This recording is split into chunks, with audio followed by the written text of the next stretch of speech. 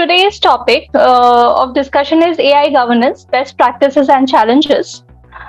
In this, I'll be dealing with the nuances. That is, what is artificial intelligence, how artificial intelligence is divided into narrow AI and broad AI, and then I'll be discussing about the ethics of AI and the ethical implications of AI in the society.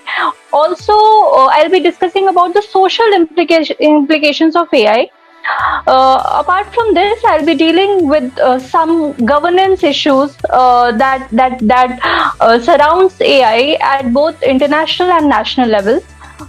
For that, we'll be discussing with some of the key steps of the international at the international platform, as well as in the Indian arena, as to what are the steps that are taken by the people, by the authorities to govern AI and in the social and ethical sphere.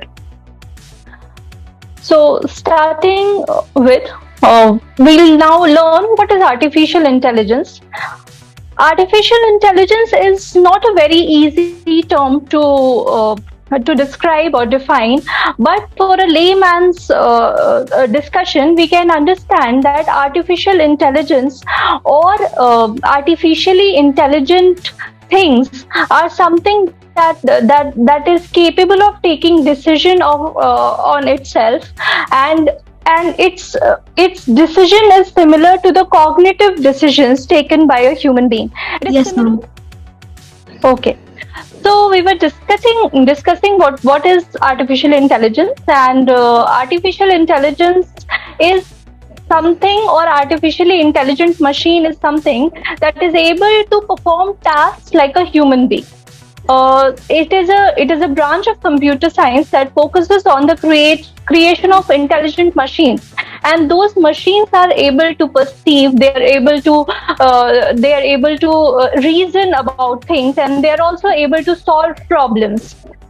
The AI system aims to replicate or simulate human cognitive abilities, and we can see there are various examples of machines that are performing human cognitive abilities. For example, the speech recognition, for example, the visual recognition, or for example, the recommendation models that take decisions for us to take decisions as when we are shopping for something, or when we are deciding as to which video we need to watch on YouTube, or when we are deciding as to which course we need.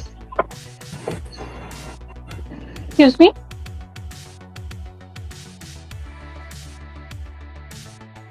As to which course we need to join when it comes to some kind of academic courses related to our field.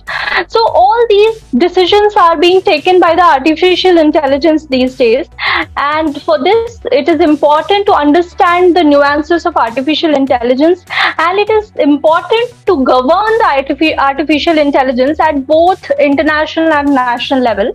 So here we are with the topic AI governance. We'll be talking about the need of AI governance. We'll be talking about the need of AI governance at both national as well as international level. Plus, we'll be dealing with the need to ethically improvise the artificially intelligent machines so that it is free from biases and other evils or other vices. So, understanding what is AI, we must understand that there are three types of artificial intelligence. The first one is the narrow AI, the first one, that is the artificial narrow intelligence. This is the cognitive function. This is the type of artificial intelligence that we are witnessing at this era. However, artificial super intelligence, we are not well versed with that particular technology in the practical realm. However, we can see, or we can perceive these kind of AIs in sci-fi movies, or in other abstract forms. Okay, so herein we'll be discussing mainly about the narrow AI that we are using in the practical realm. However, the scientists and the data scientists and the other computer scientists, they claim that the artificial general intelligence or the artificial super intelligence is also not a very far-fetched dream. It will become reality for India in 2040s or in 2050s. So it is something that is very near in terms of technology and evolution of technology. So we must get well versed with these technologies as well, and we must try to find out as to how these technologies will be governed, so that the humans, so that the other beings of the planet are not, for example, these artificially intelligent machines are not only a threat, but also there are many pros and cons of all these machines and all these artificially intelligent machines. But at the same time, there are many nuances that show that these machines can be a threat to the humanity. These machines can be a threat to the environment and to the other things in the practical realm. So, understanding what is artificial narrow intelligence. So, artificially narrow intelligence, or the machines that are artificially that we say that it is a narrow AI. We say that it is a narrow AI because that AI is created for a particular purpose, and it is programmed in such a way. The algorithm is set in such a way that it is only able to perform that particular task. And as compared to the narrow AI, when we talk about the broad AIs, that is the artificial general intelligence or the artificial super intelligence, they will be similar to the human brain, and they will be augmenting the solutions to the problems for which they are not programmed algorithmically. So that is on paper only. That is a theory for today.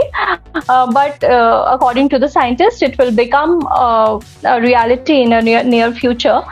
So when we talk about machine learning is a part of artificial narrow intelligence, and herein the machine, with the help of an algorithm, is treated with certain data, and with that data, that machine is taught to take decisions. That machine is taught to take decisions on a particular topic. For example, when we talk about Siri, when we talk about Alexa, or when we talk about the chatbots, these chatbots or Siri or or autonomous vehicles, or certain autonomous machines that is installed in our homes, all these machines are nothing but artificial narrow intelligence, and they are programmed to do a particular thing, and they are only able to perform that particular task. They will not be able to think in outside the box when a problem arises for something they are not programmed to. So this is what artificial narrow intelligence is. And when we talk about the artificial general intelligence, as I already told, these machines will be thinking like a human brain, and these machines will be solving problems like a human brain. It will be learning through a system of neural networks, and then it will be applying its own mind to the problems. So for the things it is not programmed also, the artificial general intelligence can have solutions. When we talk about the artificial super intelligence, it is a nuance, or it is a theory that these machines will have more cognitive abilities, more efficient cognitive abilities as compared to the humans. It will be having a brain that is much more advanced than a human being, and it will decide accordingly. So the artificial general intelligence and the artificial super intelligence, these are both in the realm of theory, and they are not used in practical realm of this point of time. At this point of time, we are only using narrow AI, and we will be discussing the nuances. We'll be discussing the implications of these narrow AI in various fields wherein it is employed. எவ்வளவு நேரம் கத்திட்டு இருக்கிறேன் நானு.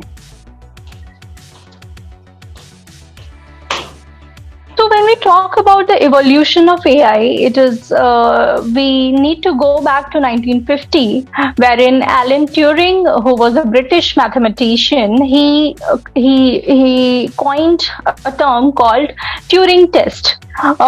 According to him, if a machine is able to intelligently answer the questions of a human evaluator in the language of humans, and if it is able to convince the human that the machine is not a machine and it is a human, then it will pass the Turing test, and then it will be said that the machine is intelligent.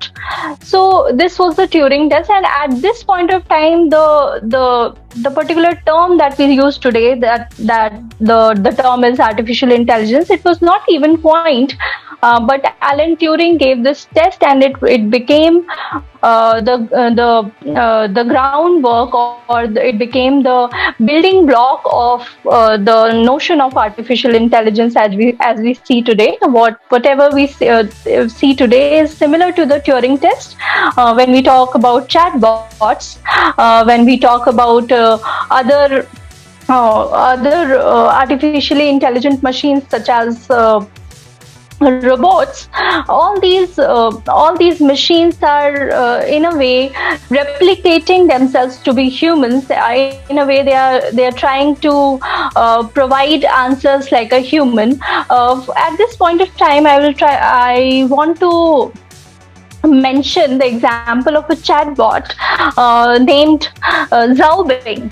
It was created by Microsoft. It had 40 million followers, and at the end of the day, it was conversing with all of its followers, even after having 40 million followers at the social media. So the people who were following, they were all the teenage people, and the chatbot was also a teenage AI, and it was an AI which was transformed as a teenage person. And at the end of the day, it was found that though it was very successful in China as Xiaobing, but when the same chatbot was included in the system of USA, it became racist, and it became fascist. It provided answers like all the feminists should be killed and all. So the name of that chatbot was Microsoft Tay, and it was cancelled out, and it was then closed and shut down. But herein we need to understand that how the same chatbot, which was very successful in China, which had so many followers around the world, what happened as to that same chatbot has changed. Its appearance has changed. Its nuances when it was in the USA. Now, herein we need to understand there is a thing called corpus infection. Now, what is corpus infection? When we talk about evolution of AI, we need to understand how an AI evolves. An AI evolves by the data with which it is fed, and the set of data with which it is fed by the algorithm, it is known as corpus. So that corpus if that corpus is infected with bad data or bad information or something that is purposely infected, that is purposely included in that with in order to include vices in that algorithm, then this kind of thing appears. Now, herein, this is an alarming situation as to a chatbot which is used by children in our country or children around the world. It has the ability to turn out like this. So, herein, the need for governance of AI arises, and in the further in this lecture only, we'll be discussing why there is a need to govern AI and how we can govern AI ethically and what are the social implications of that. So the term artificial intelligence was coined by John McCarthy. He was an American computer scientist, and it was in the year 1956. And after that, a lot of artificially intelligent machines were developed. For example, logic theorist, for example, Mark I perceptron. It was based on a neural network based computer. For example, our brain uses a neural network. There is a network of neurons through which our brain works. Similarly, an artificial neuron was created, an artificial neural network was created, and that computer used to work on that same artificial neural network.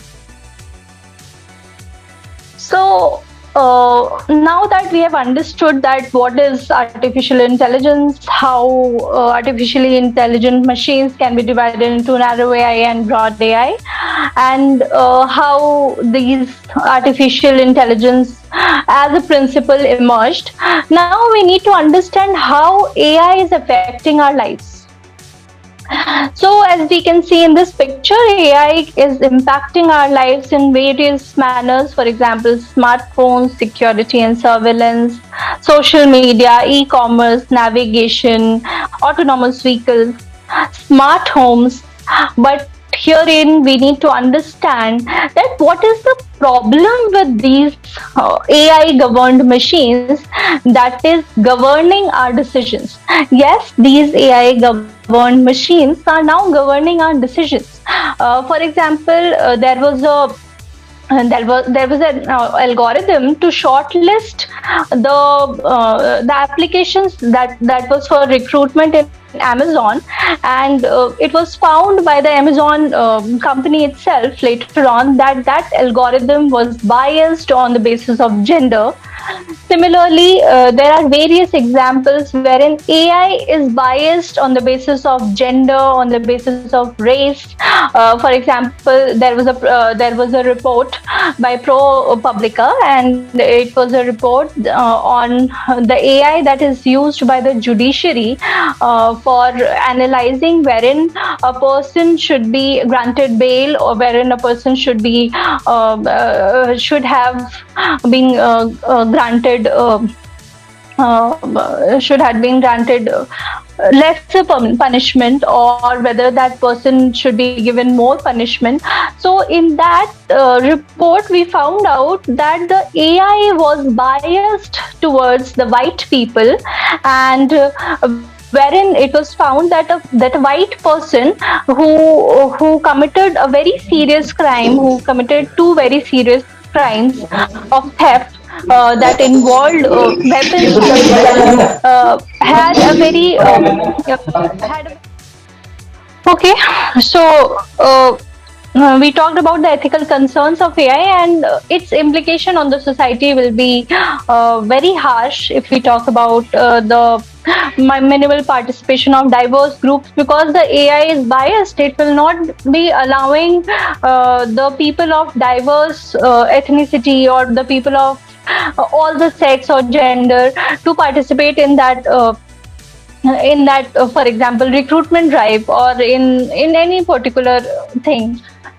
Similarly, there will be a lack in because there is a lack in a robust regulatory mechanism to govern AI. What will happen that these biases will go unchecked. These biases will go unchecked. This problem of lack of control will go unchecked. There will be the problem of abuse of data, loss of control. There will be the problem of privacy, securities, financial instabilities, and all.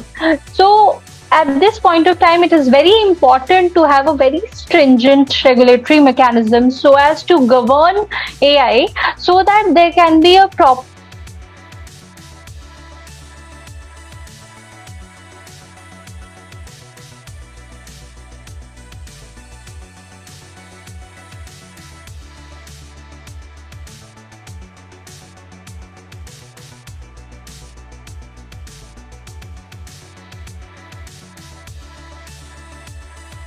perspective. Uh, Here we, I would like to mention that at international as well as national perspective, AI is governed. AI governance is not into action as to all these things. All these, for example, the UNESCO agreement, or if we will be talking about the policy paper by Niti Aayog, all these things are nothing but they are just on theoretical basis. They are not into practice. They are just policy papers. They are not statutory laws. They are not bylaws or regulations that are into actions that can be applied to our society. So there is a need for applying these principles. For example, there are 10 principles that are provided in the UNESCO Agreement on Ethics. It was published in 2022. So these agreements should be included or incorporated in the national realm, in the national statutory framework, so that the AI related issues should can be resolved, or the AI related issue can be identified in the first place. The major problem herein is that we are not able to identify that there are certain problems with AI. We all are using chatbots. We all are using social media platforms. We all are using different kind of social media. For example, Twitter. We are using Facebook. We are using Instagram. We are using other OTT platforms to watch movies or other kinds of whatever kind of materials. But we are not understanding that these decisions are taken not by us, but these decisions are so much influenced by these AI governed algorithms or these AI governed machines. So it is very important to understand herein that there are certain things. For example, if we talk about the UNESCO agreement on AI ethics, it provided with the 10 factors as how to govern AI, and in that the first factor was ethical impact assessment. If there is an AI in place, if there is an AI that we are going to be used, that is there for the users to use, it should be firstly assessed that what is the ethical impact of that particular AI governed machine. Similarly, whether how it is whether it is biased or not, whether it is taking care of the gender equity or the cultural equity or not, whether that AI is whether that AI is providing for, or whether that AI is supporting social well-being or not. All these things are to be catered, and all these things are to be taken into mind when an AI is launched for us to use. If we talk about the national perspective, there was a Niti Aayog report on responsible AI. It was launched in 2021, and it had similar principles with as the UNESCO agreement has. But the problem herein, it has the same principle of safety and reliability, equality, inclusivity, transparency, accountability.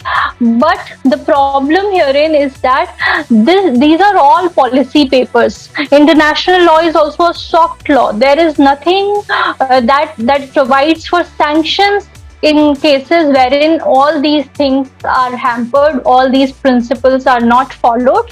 What will happen in that case? So there needs to be it needs to be statutory there needs to be amendment in various statutes wherein the AI should be included. The governance of these AI related machines should be included, and then only we can take maximum advantage from these AI related machines, AI governed machines, and we can be free from the vices that comes along with the advantages of AI. So thank you for the session, and